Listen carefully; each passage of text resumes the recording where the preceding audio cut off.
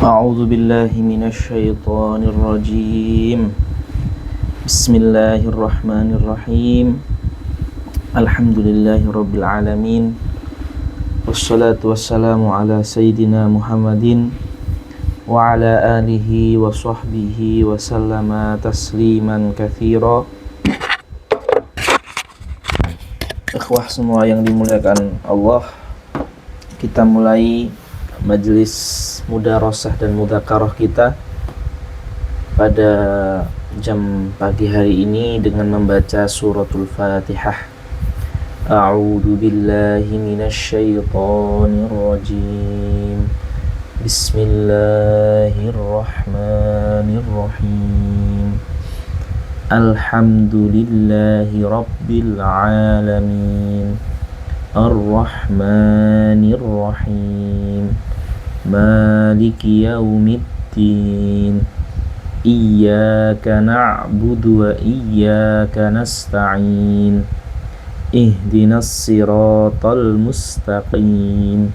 Siratal ladzina an'amta 'alaihim ghairil maghdubi 'alaihim waladdallin. Amin. Baik, ini pertemuan ketiga Tafsir Jalalain. Pertemuan pertama kita membahas surat An-Nas. Di pertemuan kedua kita membahas surat Al-Falaq. Di pertemuan kedua kita membahas surat Al-Falaq, An-Nas dan Al-Falaq. Sekarang kita akan membahas surat Al-Ikhlas. Kita akan membahas surat Al-Ikhlas. Atau surat Al-Ikhlas apakah sudah dibahas ya? Coba saya cek ya di file. Sebentar. Surat Al-Ikhlas. Sudah ya, surat Al-Ikhlas sudah pertemuan kemarin, maaf. Ya. Surat Al-Ikhlas sudah kita bahas di pertemuan kedua. Sekarang di pertemuan keempat kita akan membahas surat Tabbat atau Al-Masad ya, surat Tabbat atau surat Al-Masad. Ini yang mentaklif Imam Mahalli ya, juz 30 ini Imam Mahalli. Qala al-Imamul Mahalli rahimahullahu taala wa radhiyallahu anhu. Kita mulai. Suratul Masadi au Tabbat. Boleh dinamakan suratul Masad, boleh dinamakan surat Tabbat. Jadi ini disebutkan di awal oleh Imam Mahalli. Makkiyatun. Dan ini surat Makkiyah, bahkan dikatakan bila khilafin. Ya, karena tidak ada khilaf yang dinukil bahwasanya ini Madaniyah. Jadi Makkiyatun bila khilaf. Wa ayatuha khamsu ayatin.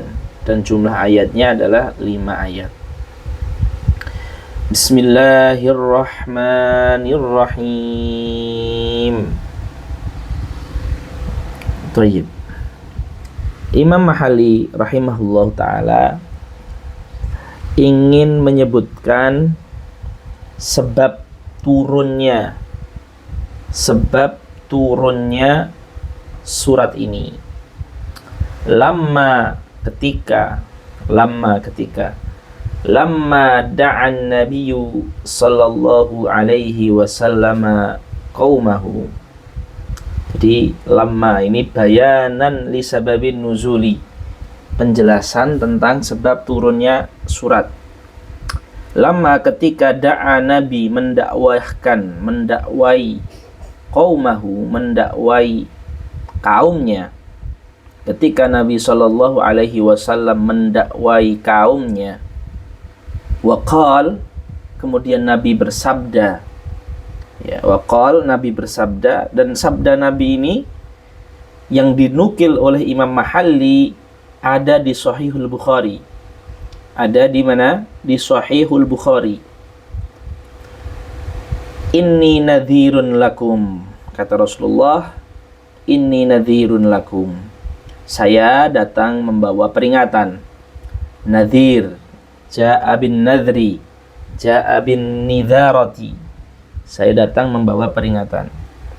Inni nadhirun lakum baina yadayya, yang mana kalau tidak mengindahkan peringatan ini, baina yadayya, di depan saya itu ada azabun syadidun, ada siksaan Allah yang pedih, ada azabun syadidun. Ketika Nabi berkata atau berdakwah mengingatkan seperti ini, mengingatkan akhirat, mengingatkan tentang larangan, tentang perintah, datanglah paman Nabi Abu Lahab. Nah, datanglah paman Nabi siapa? Abu Lahab. Lahab itu kan artinya kan gejolak api ya. Nah, jadi Abu Lahab ini dinamai atau dikunyah, disebut oleh kaumnya ini Abu Lahab itu bukan karena dia punya anak namanya Lahab, tidak. Tetapi karena kegantengannya, wajahnya berseri-seri, maka dinamakan Lahab. Seperti gejolaknya api yang berseri-seri atau seperti itu, mencorong atau terus kira-kira seperti itu. Taib. Qala Abu Lahab, pamannya Nabi sendiri nih. Jadi beliau ini pamannya Nabi sendiri dan terkenal dengan yang paling banyak menyakiti Rasulullah SAW. Itu Abu Lahab. Ketika ponaannya yaitu Rasulullah itu mendakwahkan dengan dakwah ini, coba apa bayangan panjenengan sedaya ya? Respon dari Abu Lahab itu apa? Tabban laka alihadza da'autana, tabban, celakalah bagi kamu. Apakah ini yang kamu dakwahkan? Jadi di sana ada apa coba? Ada perseteruan ideologi dasar, pikiran dasar. Nabi melihat kehidupan ini adalah diatur oleh Allah, ada aturannya untuk individu apa, untuk keluarga apa, untuk masyarakat apa yang boleh, apa yang diharamkan. Tujuan hidup ini jelas. Di sana ada akhirat, di sana ada hari pembalasan. Jadi ini ide dasar yang Rasulullah sampaikan ke umat manusia. Ide dasar ini bertentangan dengan ide dasar yang diyakini orang Mekah, yang mana pentolannya adalah Abu Lahab. Dia sudah memiliki syariat tertentu, keyakinan tertentu, dia mengagungkan sesuatu tertentu yang berlawanan dengan yang disampaikan Nabi. Jadi ini ada pelajaran penting yang harus kita pahami dalam hidup ini. Ketika kita berdakwah atau menyampaikan sesuatu yang ranahnya itu sangat mendasar tentang Allah, tentang Nabi Muhammad, tentang Islam, tentang Al-Quran, pasti kita akan mengalami penentangan. Karena di sana juga ada manusia yang juga memiliki pikiran mendasar, yang basisnya, basic pikiran dia itu bukan tentang Allah, hari akhir, tapi tentang materi. Ya, jadi dia berpikir berangkat dari materi, berangkat dari benda, berangkat dari dunia ini sebagai awal dan akhir. Dia tidak mengindahkan hari akhir, tidak mempercayai Tuhan. Kalaupun mempercayai Tuhan, tidak mempercayai syariat, konsep tentangnya, wahyu darinya, maka ini adalah niscaya. Namanya sira'un bainal imani wal ilhad. Ini adalah sebuah sira'un yang nyata. Sira' itu artinya adalah ekskalasi atau perseteruan antara iman dengan antara ilhad, tidak iman. Ini adalah perseteruan yang nyata ya. Jadi tidak ada yang namanya adem ayem tanpa ada perlawanan ketika menyampaikan sesuatu yang mendasar ya, yang mendasar tentang Islam ataupun lawannya. Jadi ini kita ambil dari sebab turunnya ayat surat Al-Masad ini. Baik. Kemudian turunlah ayat Tabbat ya. Kemudian Allah SWT memulai firman-Nya, tabbat. Tabbat artinya adalah khasirat, telah rugi. Tabbat artinya adalah khasirat, telah rugi. Siapa yang telah rugi? Yada, kedua tangan Abi Lahabin. Telah rugi kedua tangan Abu Lahab. Maka yang dimaksud bukan kedua tangan, yang dimaksud adalah ya Abu Lahab itu seluruhnya dari kaki sampai kepala, bukan kedua tangan. Makanya Imam Mahali menafsirkan yang dimaksud dengan yada Abi Lahabin ai jumlatuhu, seluruh badannya. Jumlatuhu itu keseluruhannya. Jadi jumlatuhu itu artinya adalah keseluruhannya. Ya. Walaupun yang disebut adalah dua tangan, tapi yang dimaksud adalah seluruhan badan, tangan, kaki, seluruhnya. Yang dalam ilmu balaghah sering disebut dengan penyebutan sebagian, tetapi yang dimaksud adalah keseluruhan. Zikrul ba'dhi wal muradu bil ba'dhi al kullu. Penyebutan sebagian, tetapi yang dimaksud dengan sebagian adalah seluruhnya. Jadi tabbat yada itu artinya adalah tabbat Abu Lahab. Celakalah, rugilah kedua tangan, maksudnya rugilah Abu Lahab. Tapi tentu ada rahasia kan? Ada rahasia penyebutan dua tangan ini. Walaupun yang dimaksud adalah seluruhnya, tetapi tentu mengandung rahasia. Kenapa dua tangan? Nah, ini disebutkan oleh Imam Mahali wa abbara anha wa abbara anil jumlah, dan Al-Qur'an menyebutkan keseluruhan tetapi dengan kata sebagian, ya, wa abbara anha anil jumlati bil yadain, dengan kedua tangan itu majazan. Ini adalah majazan, atau dalam balaghah dinamakan majazun mursalun. Ya. Kenapa kok tangan yang disebutkan? Li'anna aktsaral af'al, karena kebanyakan aktivitas, yaitu aktivitas Abu Lahab ya, dan manusia pada umumnya. Kalau Abu Lahab ini aktivitas yang menyakiti Islam dan Rasulnya Islam, yaitu Rasulullah, kebanyakan aktivitasnya tuzawalu, dilakukan. Tuzawalu itu dilakukan, dikerjakan, bihima, dengan kedua tangan. Maka dijadikan tangan ini sebagai objek yang terkena kerugian, karena dia adalah yang paling banyak melakukan perbuatan yang keji dan maksiat seperti itu. Li'anna aksaral af'ali tuzawalu bihima, dilakukan dengan kedua tangan tadi. Nah, terus ada faedah penting sekali di tafsir Jalalain, luar biasa ya. Satu baris, dua baris, tetapi menguras energi kita untuk mengetahui maknanya. Ini luar biasa tafsir Jalalain. Kemudian wahadhil jumlah, nah, ini poinnya penting sekali ya. Wahadhil jumlah du'aun.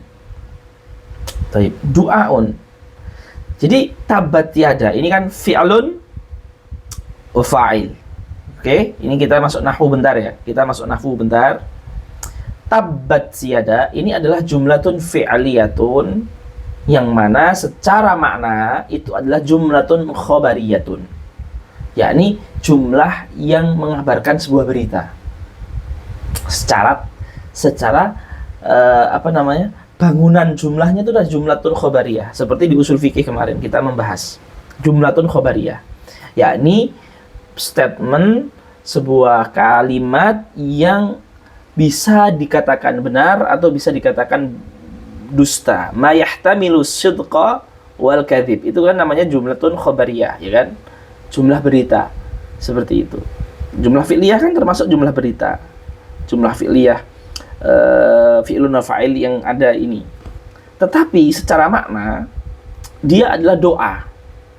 Yang mana doa itu termasuk jumlatun insya'iyah, lawannya khabariyah. Seperti perintah, seperti larangan, seperti doa, itu kan jumlatun insya'iyah. Yakni jumlah yang tidak mengandung sidqun au kadzib, tidak memberitakan sesuatu. Contoh ya, sering kita ucapkan kan kalau ada orang meninggal, rahimahullahu ta'ala. Rahimahullah kan artinya Allah telah merahmati dia. Tapi maksud yang kita inginkan adalah semoga Allah merahmati dia. Itu namanya jumlatun khobariyah, doa. Maksudnya doaun. Ini juga sama. Seperti rahimahullah. Tabbat yada itu seperti ketika disebutkan kufar-kufar muharibun dari Zionis, kita mengatakan la'anahumullah. La'anahumullah arti dasarnya adalah Allah telah melaknat mereka. Tapi yang dimaksudkan, yang mengucapkan adalah semoga laknat Allah turun kepada mereka. Jadi jumlahnya, konstruksi bangunannya adalah berita, tetapi maknanya doa. Sama di sini. Tabbat yada itu seperti rahimahullah, seperti la'anahumullah. Konstruksi bangunannya berita, tetapi maksudnya adalah doa. Bagaimana kita memahami tabbat yada ini? Hadhil jumlatu du'aun. Ya, hadhil jumlatu du'aun. Jumlah ini adalah jumlah doa. Nah, kita memahaminya seperti ini. Seakan-akan Allah Subhanahu wa taala ya mengatakan, kan ketika surat ini turun, itu kan Abu Lahab masih hidup. Abu Lahab masih hidup. Abu Lahab masih dalam puncak kekuasaannya di suku Qabilatu Mekah ketika itu. Ya kan? Dia masih mentereng-menterengnya, muncer-muncernya, kemudian jaya-jayanya. Belum apa? Belum mati, belum masuk neraka, masih di dunia gitu loh. Masih kufur seperti itu, ya kan? Nah, ketika maka dari itu maksud ayat ini adalah semoga celaka menimpamu, ya, celaka akan menimpamu, ya. Jadi itu maksudnya hadhil jumlatu du'aun, ya. Jumlah ini bermakna berarti doa, seperti itu. Jadi ini faedah penting yang harus diketahui seperti itu. Taib. Kemudian ikhwah yang dimuliakan Allah Subhanahu wa taala, wa tabbah. Ya, tabbat yada abi lahab wa tabba. Wa tabba, dan celakalah. Jadi celakalah Abu Lahab dan celaka. Artinya ini menunjukkan pasti celaka itu akan menimpa dia. Wa tabba ay khasirahu. Wa hadhil jumlatu khabar. Wa hadhil jumlatu khabar. Nah, apa maksudnya? Tabbat yada yang pertama bermakna doa.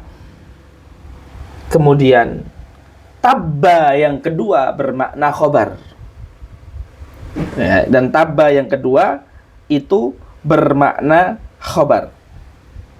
Taib. Kaqaulihim, seperti perkataan orang Arab. Him itu maksudnya orang Arab. Kaqaulihim, seperti perkataan orang Arab, ahlakahullah wa qad halak. Jadi boleh ini.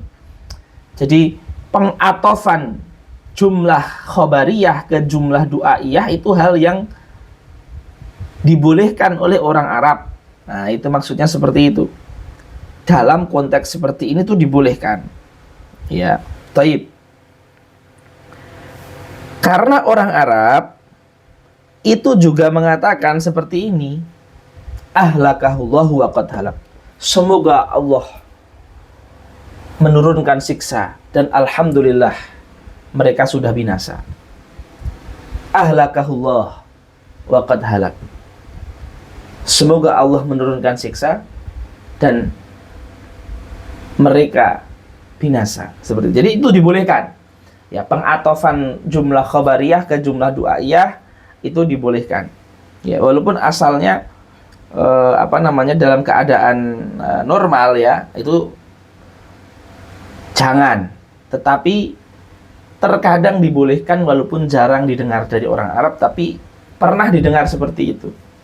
Walaupun mereka tidak memakai dalam khitab yaumi harian, tetapi itu dibolehkan seperti itu. Taib. Jadi titik ya. Kaqaulihim ahlakahullah wa qad halak, itu titik. Walamma khawwafahu an-nabiyyu sallallahu alaihi wasallam. Nah, ini walamma, ini isyarat ada sebab nuzul lain. Ya, jadi sebab nuzul ayat pertama itu adalah dakwah Nabi yang ditentang Abu Lahab. Nah, kalau ada kata lama di Jalalain itu kadang-kadang itu isyarat akan ini ada sebab nuzul untuk ayat selanjutnya. Makanya ini isyaratan ya. Walamma, ketika Nabi khawwafahun Nabi, ketika Nabi menakuti, memberikan peringatan kepada Abu Lahab, walamma khawwafahun Nabi sallallahu alaihi wasallam bil adab, dengan adab ya, faqal, kemudian apa jawabannya Abu Lahab ketika ditanbih dengan tabbat yada abi lahabi wa tabba? Apa coba respon dari Abu Lahab? Nah, ini ada respon inilah yang menjadi sebab turunnya ayat kedua.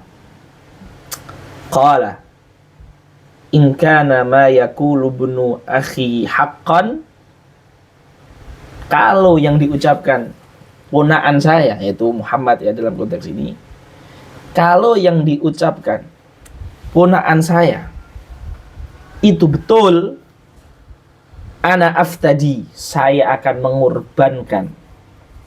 Ana aftadi itu artinya saya akan mengorbankan, saya akan mendonasikan bimali wa waladi, seluruh harta saya dan seluruh anak saya. Taib. Itu ya. Jadi ini sebab turunnya seperti itu. Komentar dari Abu Lahab.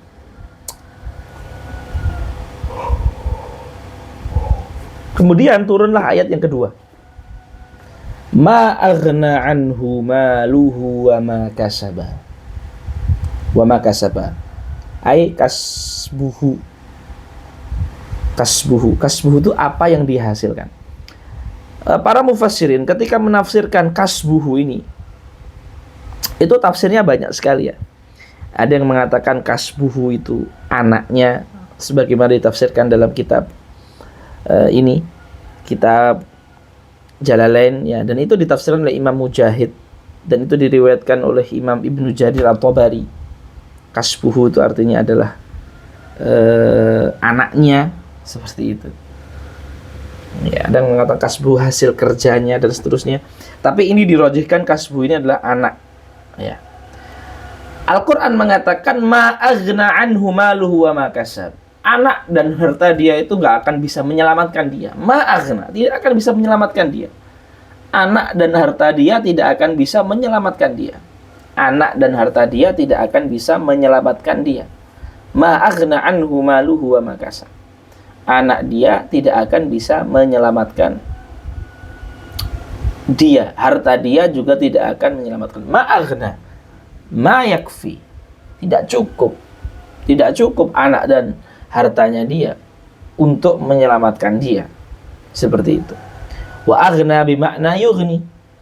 Yughni itu fi'il mudhari', walaupun aghna ini fi'il madhi ya kan, tetapi maknanya adalah mayung, tidak akan pernah cukup, tidak akan pernah bisa, tidak akan pernah cukup dan tidak akan pernah bisa ya, hartanya dia itu menyelamatkan dia dari penolakan dia terhadap kebenaran. Baik. Dalam ayat ini dikatakan juga sayasla naran datalahab. Abu Lahab ini akan yasla atau akan merasakan kulit itu naron, api dzata lahab. Dzata lahab artinya dzata talahubin wa tawakkudin. Talahubin api yang bergejolak-gejolak, tawakkudin api yang menyala-nyala.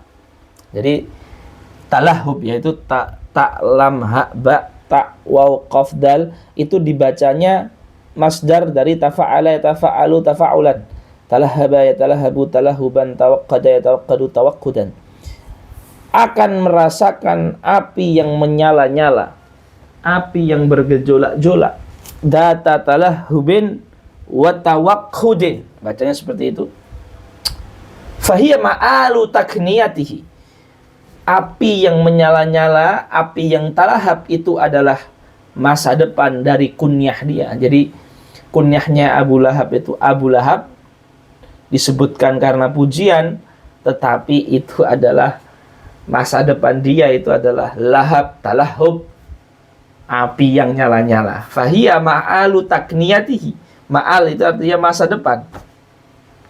Seperti itu. Ya, jadi disebutkan oleh syarah kunyatu Abu Lahab menunjukkan bahwasanya Abu Lahab adalah jahannamiyun, warga neraka jahanam. La ilaha illallah. A'udzubillah. Taib. Fahiya ma'alu takniyati. Ma'al itu adalah masa depan. Ma'alu takniyatihi. Jadi masa depan dari kunyah dia itu ya lahab yang dinaruh jahanam. Litalahu biwajihi isyraqan wa humrah. Karena kegejolakan wajah dia yang isyraqan wa humrah. Isyraq itu menyala-nyala, humrah itu kemerah-merahan. Masya Allah. Taib. Kemudian ikhwah yang dimuliakan Allah Subhanahu wa taala, ya. Hari Senin ini insya Allah ada pertanyaan ya. Jadi kita bisa diskusi. Lebih kepada diskusi sih. Ya, lebih kepada diskusi jikalau ada yang dibahas. Kita selesaikan dulu satu surat, kemudian kita buka pertanyaan insyaallah. Wa mra'atuhu. Nah, ini penting ikhwah. Wa mra'atuhu atfun ala dhamiri yasla. Maksudnya sayasla akan merasakan api neraka itu Abu Lahab wa mra'atuhu dan istrinya. Nah, gitu ya. Bisa difahami ya. Ayat keempat wa mra'atuhu. Ya, ayat keempat wa mra'atuhu dikatakan oleh Imam Jalalain di ayat keempat wa mra'atuhu itu atfun. Kata imra'ah ini ma'tufatun ala dhamiri yasla.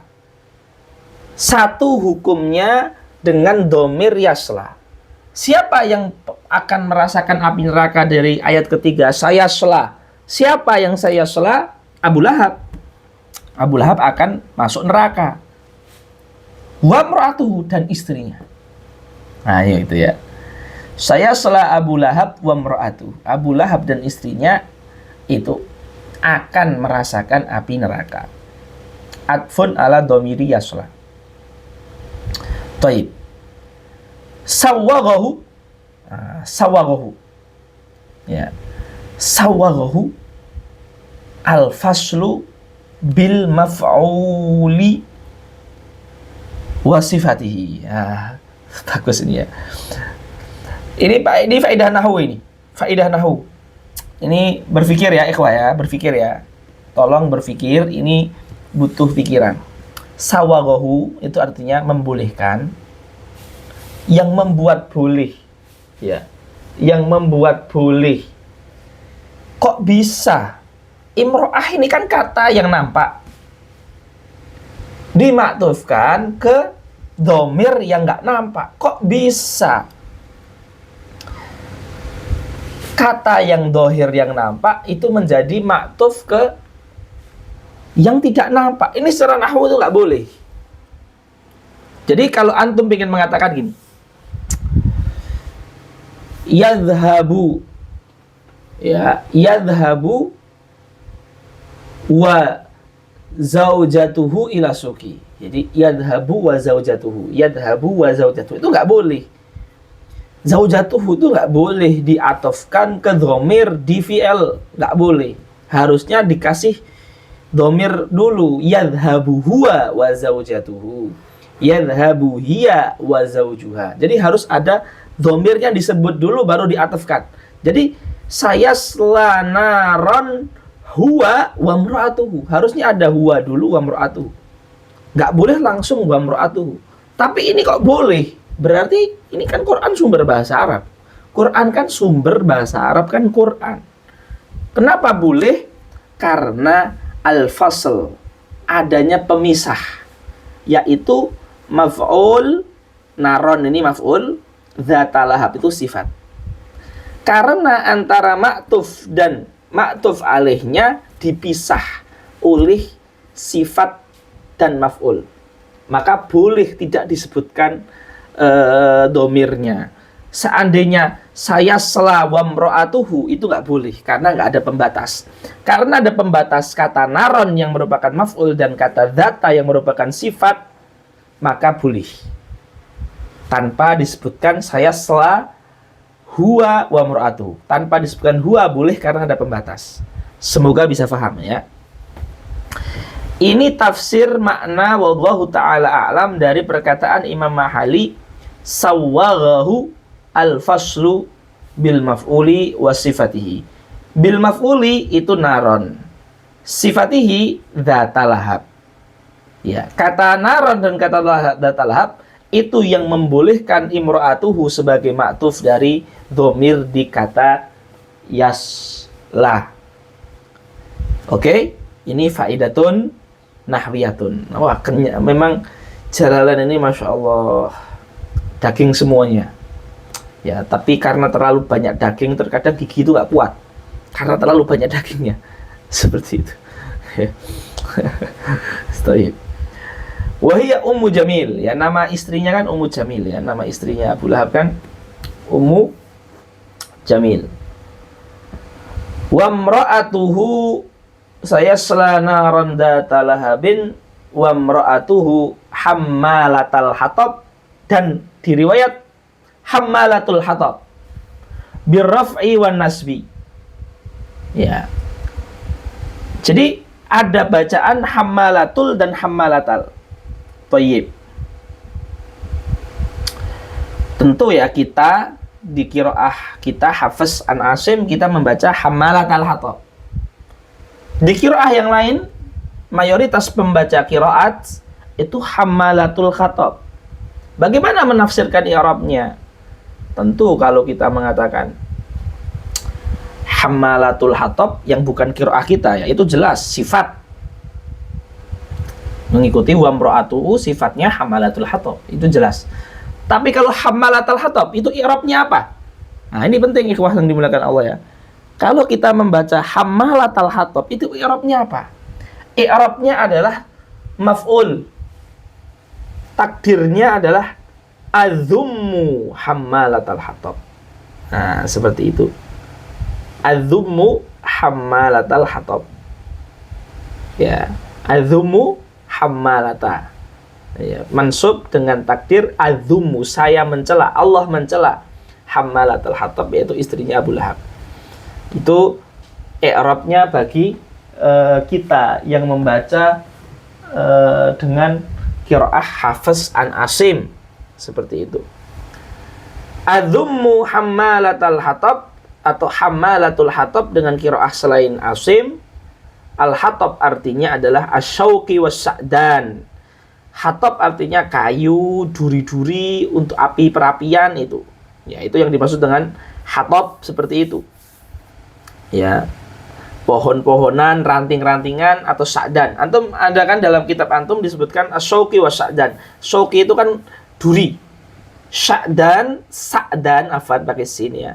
Sa'dan nama pohon yang banyak durinya, pohon sa'dan. Itu nanti antum cari di Google keluar pohonnya seperti apa. Di Arab namanya pohon sa'dan. Seperti itu. Taib. Tulkihi fi tariqin Nabi sallallahu alaihi wasallam. Tulkihi. Istri Abu Lahab ini melempari jalan yang dilalui Nabi dengan pohon sa'dan yang penuh duri ini untuk mengganggu perjalanan dakwah Nabi dan seterusnya. Fi jidha, Jidun itu artinya adalah leher. Fi jidiha, di lehernya istri Abu Lahab ini, hablun min masad. Ya, hablun itu tali, min masad. Masad itu artinya lifun. Hablun min masad, tali yang terbuat dari lifun. Lifun itu adalah kisrun, ya, nahwun nakhli, seperti kulit pohon. Nah, kulit pohon kurma, ya, kulit pohon kurma. Ya, pohon kurma itu kan memiliki kulit, memiliki yang bisa disasai, yang bisa dikletek. Nah, kulit pohon kurma yang bisa dikletek itu namanya masad. Nah, masad seperti itu. Ya, fi jidiha hablun min masad. Di leher dia ada kulit pohon kurma. Wa hadhil jumlah halun min hamalatil khatab alladhi huwa na'tun limra'atihi au khabaru mubtada'in muqaddarin. Nah, jadi ikhwan yang dimuliakan Allah, hamalatul khatab alladhi huwa na'tun limra'atihi. Ya, ini kan pendapat yang mengatakan hamalatu, ya, atau khobar. Jadi kalau orang yang mengatakan hamalatul khatab pakai dhammah, itu ada yang mengi'rabkan sebagai sifat, ada yang mengi'rabkan sebagai khobar. Tapi itu kan bukan qiraat kita, ya. Kalau qiraat kita itu sebagai maf'ul, fi'il dan fa'ilnya itu muqaddar. Adzummu hammalatal khatab. Baik. Fi jidiha hablun mim masad. Di lehernya ada kulit kurma atau kulit pohon kurma. Ini bisa diartikan dengan arti hakiki di dunia. Memang dia itu kan ngangkati kayu untuk mengganggu Nabi, itu kan berarti salah satu dari kayu yang dia pakai itu yaitu kulit pohon kurma. Tetapi juga ini ada yang mengartikan sebagai arti, dan nggak ada, mau diartikan dengan dua arti juga boleh, karena tidak ada kontradiksi. Di akhirat nanti hablun min masad, ya, bahwasanya di akhirat nanti itu akan diikat lehernya dengan tali dari api neraka, seperti itu. Itu isyarat tentang siksa yang akan dia rasakan di dekat neraka nanti. Oke, hadirin yang dimuliakan Allah Subhanahu wa taala, itu surat Al-Masad, ya. Itu surat Al-Masad. Sekarang yang ada pertanyaan, silahkan mikrofon boleh dinyalakan, kita diskusi boleh. Seperti itu, ada waktu 10-an menit, silakan, monggo mikrofonnya boleh dinyalakan yang ada pertanyaan. Nanti kami dari sini akan kami approve, kami setujui. Silakan yang bertanya, boleh, monggo yang ada pertanyaan, silakan, ya, silakan yang ada pertanyaan. Halo, ada? Kalau tidak ada, nanti kita lanjutkan lagi ke surat selanjutnya. Apakah ada pertanyaan? Oke, kalau belum ada nggak apa-apa, kita lanjut ke surat selanjutnya. Cek, halo, oke. Bismillahirrahmanirrahim. Suratun Nasri. Surat yang selanjutnya adalah surat An-Nasr.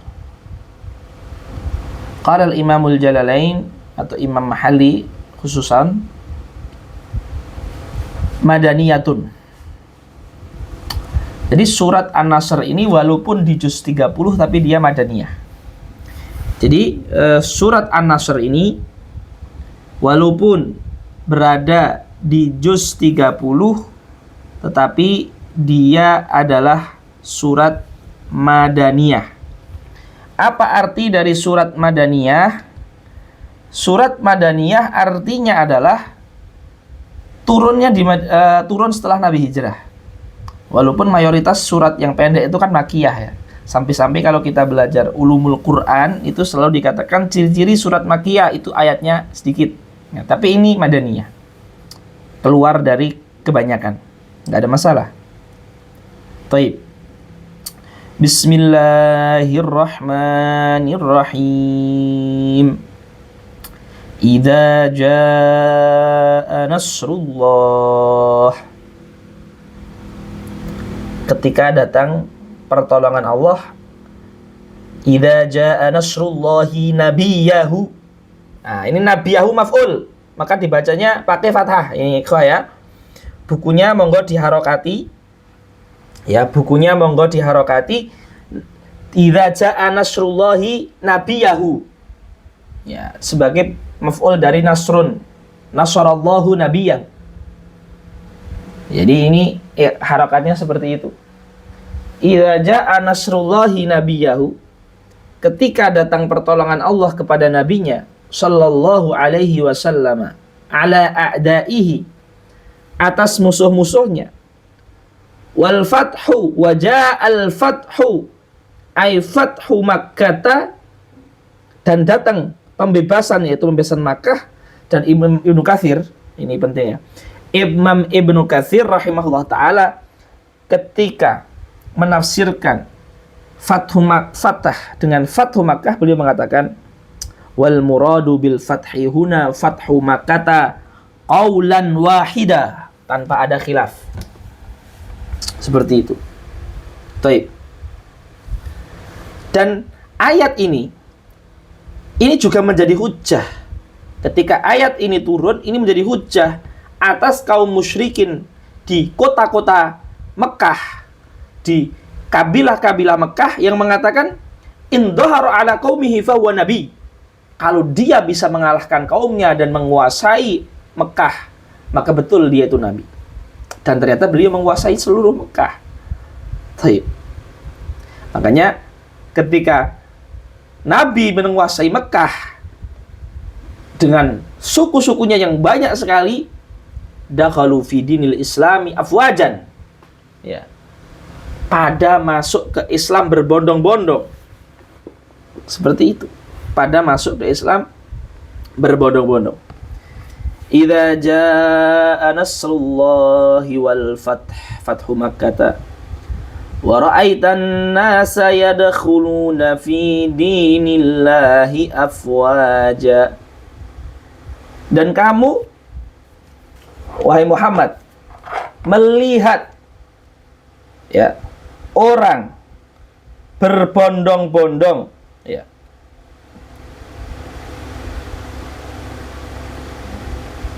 Dan kamu melihat orang berbondong-bondong masuk agama Islam. Afwajan. Afwajan artinya adalah jama'atin, berbondong-bondong. Jadi masuk Islamnya itu gelombang-gelombang, kuatah-kuatah, banyak-banyak. Ba'da'an kana yadkhulu fihi wahid-wahid. Yang mana sebelumnya itu masuk ke Islam satu-satu. Lah ini penting. Qaulullah ta'ala ra'aitan nas yadkhuluna fi dinillahi afwajan. Pelajaran bagi kita, penyebar kebaikan. Enggak harus ustaz. Bisa jadi dia adalah konten kreator. Enggak harus kiai. Bisa jadi dia hanyalah ustaz di kampung. Enggak harus ustaz kampung, bisa jadi dia hanyalah pengajar bahasa Arab, pengajar fikih, pengajar akidah, pengajar tarbiyah, pendidik, murabbi, musyrif, mudabbir, apapun itu, yang penting penyebar kebaikan. Bahwasanya menyebarkan kebaikan itu jangan dibayangkan kalau saya dai nanti saya jadi seperti ustadz yang followernya banyak, ustadz yang kondang.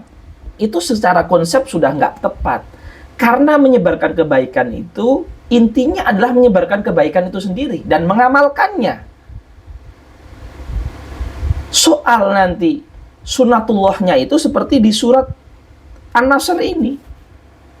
Yadkhul wahid-wahid. Wong Nabi itu saja afwajan itu saja setelah bertahun-tahun ketika Fathul Makkah gitu loh. Baru terjadi afwajan. Tidak serta-merta awal dakwah langsung afwajan. Awal dakwah itu yang seperti dikatakan Jalalain, kana yadkhulu fihi wahidun wahid, satu-satu. Bahkan kalau kita lebih ekstrim lagi, di riwayat Bukhari, wa nabiyyun wa laisa ma'ahu ahad, ada nabi yang nggak punya pengikut padahal dia nabi. Nah, itulah la ilaha illallah. Wa dzalika ba'da fathi Makkah ja'ahul arabu min aqtaril ardi ta'iin. Setelah Fathu Makkah, banyak orang datang ke Rasul untuk masuk Islam. Taib. Ini penting sekali. Ini kan artinya ayat ini tadabbur ikhwah ya. Ayat ini kan artinya kan turun setelah Nabi itu sukses. Nabi itu berhasil. Kalau kita sukses dan berhasil, atau kita berhasil melakukan sebuah misi, apa amalan kita? Fasabbih bihamdi rabbika wastaghfir. Sabbih itu bertasbih, bihamdi rabbika itu bertahmid, wastaghfir itu istighfar. Kita kadang mikir, orang sukses kok malah disuruh istighfar. Sukses itu harusnya cukup dengan syukur. Tapi apa? Hamd itu wajar. Sabbih bihamdi itu kan ma'ruf lah. Orang namanya sukses itu ya bersyukur, mensucikan Allah, memuji Allah. Tapi istighfar ini apa munasalahnya? Bagi kita, Nabi ingin mengajarkan tentunya. Allah ingin mengajarkan kita melalui nabinya. Orang yang sukses itu rawan lalai. Dan lalai itu harus istighfar. Orang sukses itu rawan lupa dengan kekurangannya. Istighfar. Karena merasa sukses ya kan. Orang sukses itu rawan dengan kekurangannya. Maka disuruh istighfar. Sebagai manusia kan kadang ketika sukses ujub, sombong, lupa kekurangan, lupa akan nanti jatuh. Nah, untuk mengantisipasi itu, nikmat itu jadi nikmah. Untuk mengantisipasi ni'mah menjadi nikmah, ni'mah menjadi musibah, Allah menyuruh istighfar. Tetap istighfar. Kamu memang sukses menaklukkan Arab, tapi tetap kamu punya aib. Kamu manusia. Walaupun Rasulullah nggak punya aib ini. Rasulullah nggak punya aib. Ini kita sebagai manusia maksud saya ya. Rasulullah ingin mengajarkan kita. Al-Quran ingin mengajarkan kita. Walaupun kamu sukses, kamu tetap punya kekurangan. Kamu tetap manusia. Kamu mempunyai kemungkinan tergelincir. Kamu mempunyai kemungkinan untuk jatuh.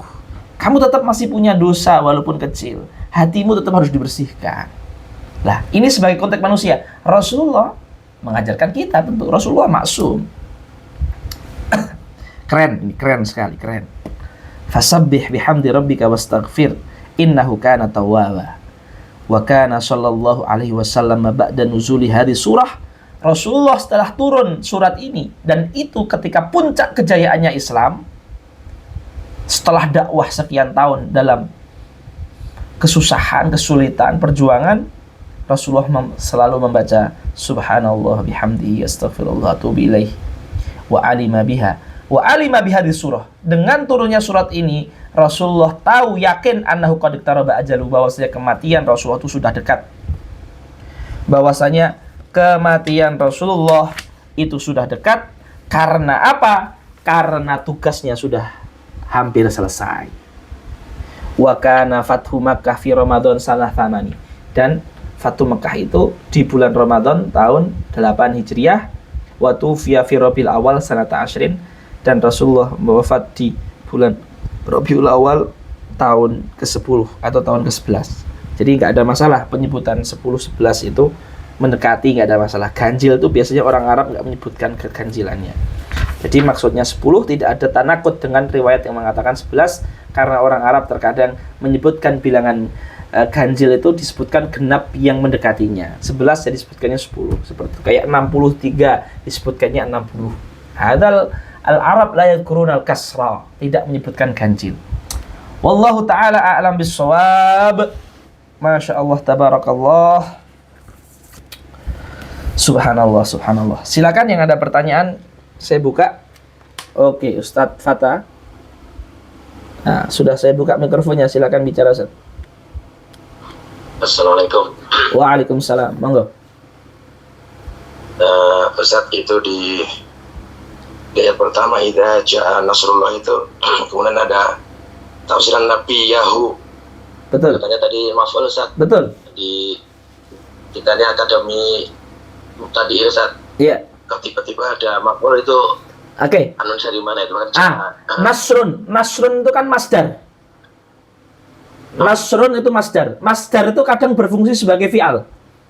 Seperti akluka to'aman, syarabuka syurbuka masyruban, kitabatuka darsan. Jadi masdar yang berfungsi sebagai pelaku gitu, Ustaz. Bisa difahami nggak? Nah, gitu. Pilihannya ada itu memang ada ifadah yang lebih ini Ustaz, mungkin bisa dijelaskan.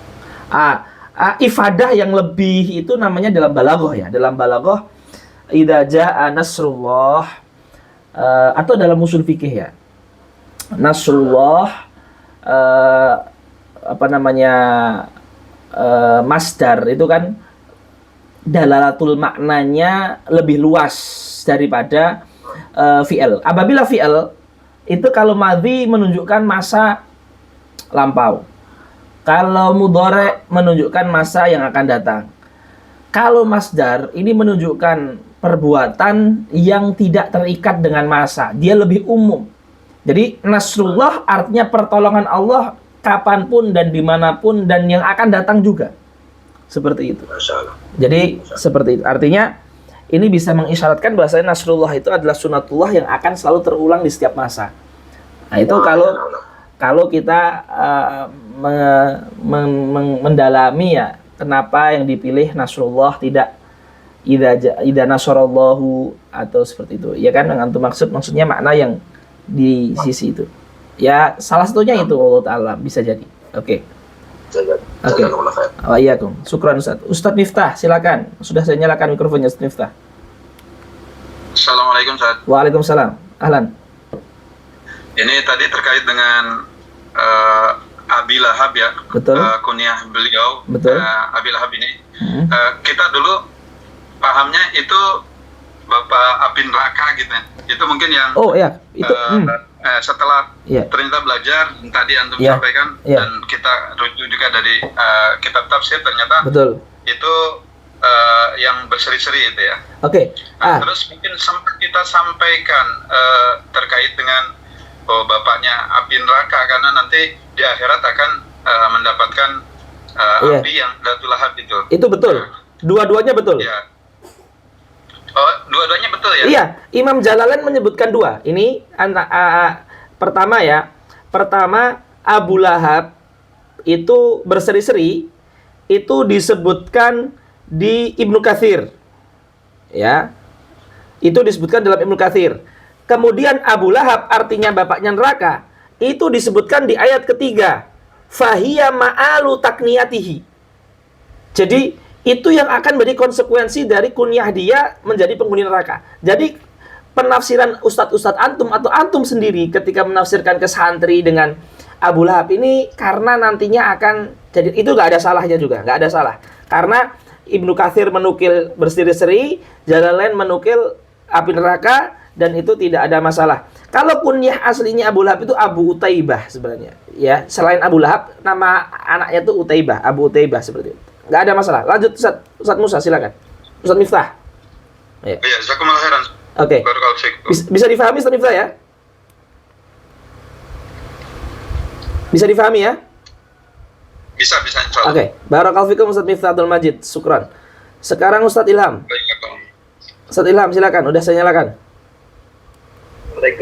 Waalaikumsalam. Ahlan. Ini Abu Lahab juga kan saya pernah dengar tentang hadis bahwasanya Abu Lahab ini diringankan siksanya itu setiap hari Senin.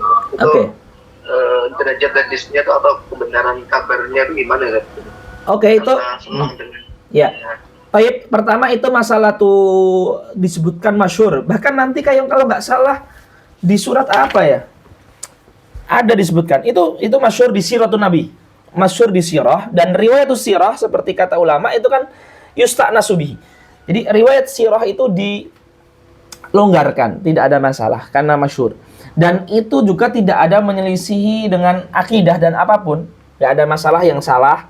Artinya jikalau kita mengimani itu sebagai hal dalam sirah itu hal-hal yang nggak ada masalah karena dia tetap ahli neraka.